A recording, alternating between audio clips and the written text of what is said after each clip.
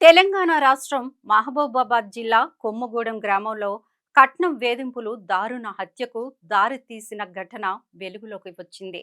అదనపు కట్నం కోసం కోడలిని హత్య చేసి దాన్ని ఆత్మహత్యగా చిత్రీకరించేందుకు ప్రయత్నించినట్లు పోలీసులు అనుమానిస్తున్నారు. పోలీసుల వివరాల ప్రకారం స్వప్న రామన్న దాదాపు 15 సంవత్సరాల క్రితం పెద్దల సమ్మతితో ప్రేమ వివాహం చేసుకున్నారు.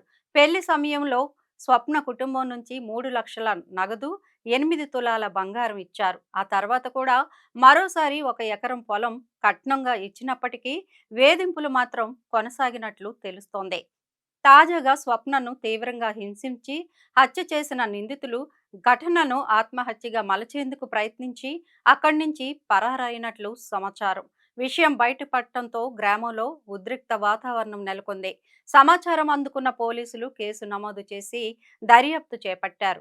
నిందితుల ఆచూకీ కోసం ప్రత్యేక బృందాలను ఏర్పాటు చేసి గాలింపు చర్యలు ముమ్మరం చేశారు. కట్నం వేధింపులపైన కఠిన చర్యలు తీసుకుంటామని పోలీసులు స్పష్టం చేశారు.